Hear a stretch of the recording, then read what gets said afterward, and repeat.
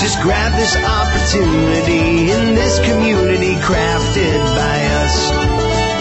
Yeah, in this community crafted by us. Wondering what today's project is? Well, it's the second installment of my Trading Card Tuesday series that I promised to do at least one trading card a month show, and this is it. And I know that it's the last week of February, but it still counts, right, if I get it before the end of the month. So here we're going to squeeze it in. So of course, the first thing you're going to need is some paper cut to trading card size, 2.5 by 3.5, and I'm using watercolor paper today. And then for this technique, you're going to need an image, and I have an image that I photocopied on my or printed out on my inkjet printer. So you need an inkjet image, not a laser image, but inkjet. So I have two just in case I mess up, and or just to see if I can come up with different results. And then you need, I'm using a bone folder for burnishing. Anything will work for burnishing, something just real solid. And then I have a water bottle to squirt some water. And so that's all you need for the actual technique that I'm going to share with you. Two other things I forgot to tell you. Did I tell you to get some adhesive and scissors? We always need scissors. So the first thing you're going to want to do is figure out, here's my image, so I need to figure out which part I want to transfer. And I think I'm just going to try to transfer as much as I can. This image is really good because there's quite a bit of contrast between the eyes and the forehead. So no matter what, we're going to be able to tell that this is a person, because when I transfer, I'll have some eyes and at least a mouth and maybe a nose, depending on how well I do. So I'm going to roughly I'm going to lay my trading card over where I want to what I want to transfer and cut it.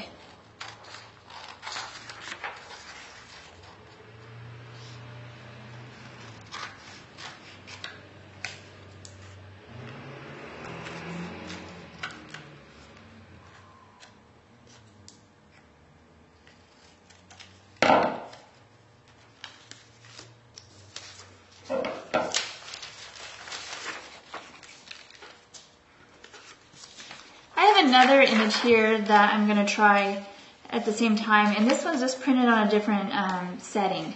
So this is a direct photo or a direct copy of the image that I had, and then this one's a little bit darker. It's been my experience that the darker the contrast is between, or the greater the contrast between the dark and light areas, the better the transfer. So this one might not transfer as well, but I'm going to give it a shot.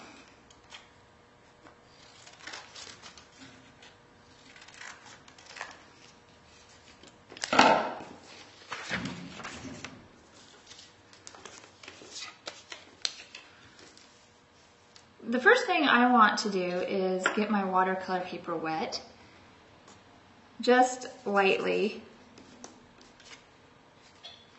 This is really heavy watercolor paper too. And I think when I was practicing, I did it on a lighter watercolor paper. So let me just say I'm sorry in advance if it doesn't turn out exactly like I expected. Alright, so that's wet just a bit. Now what I'm going to do, let's try this image first, the one that's not as dark as the other one. I'm just going to spray some water on it. Lightly. Alright, and then everywhere I sprayed, it's going to kind of soak in. I'm going to get the image and lay it over my watercolor paper. Just like that. Alright. You see that? The water has soaked through the paper. And now I'm just going to go ahead and start rubbing with my bone folder. Now can you see where I've rubbed right there? I'm just going to keep doing that all over. And now you don't really need to rub in the white areas, because all we're doing really is rubbing the ink from the one piece of paper to the other. And since there is no ink in the white areas, you don't really have to rub there if you don't want to. Now I'm making sure to get the outline of her face really well because I want this to look like a person when I'm done. And I've learned that if I don't do that part, if I don't focus on that, sometimes, you know, the hair will come out real well, but then you can't see the nose and the lips or something. So I'm first going to do the shape of the face. Now I've been asked by people, why would you even do this? And I think the answer is because it's great to have an image that, you know, looks a bit transparent, that looks like it's part of the paper and not something that you printed on it or drew on it or whatever. It actually looks like it's part of the paper. So I'm going to peel this off just lightly, just to kind of see where I'm at here. And it's transferring. I need to keep rubbing a bit. I haven't done the nose at all, so let's do that. And you do want to make sure when you're doing this that you don't move your paper as you're doing it, because one eye might be higher than the other, or part of your nose or whatever. You know what I'm saying. Alright.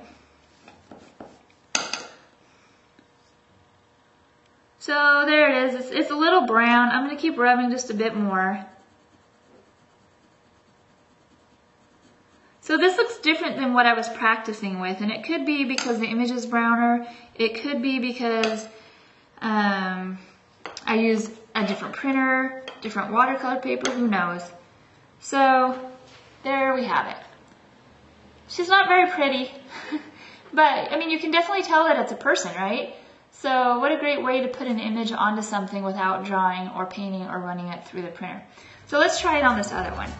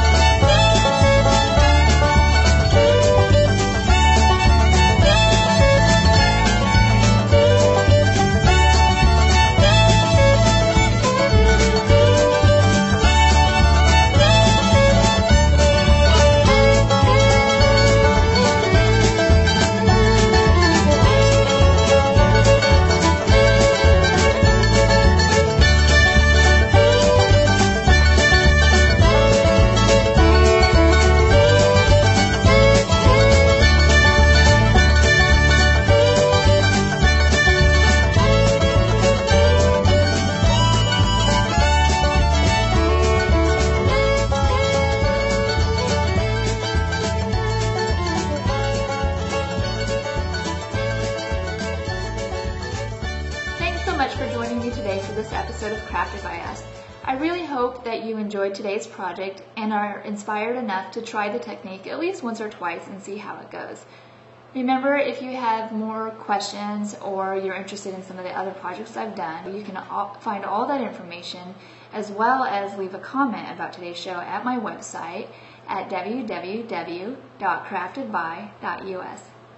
Bye. Crafted by us, a show with commonality. Crafted by us, where ideas become reality. Crafted by us, just grab this opportunity. In this community, crafted by us. Yeah, in this community, crafted by us.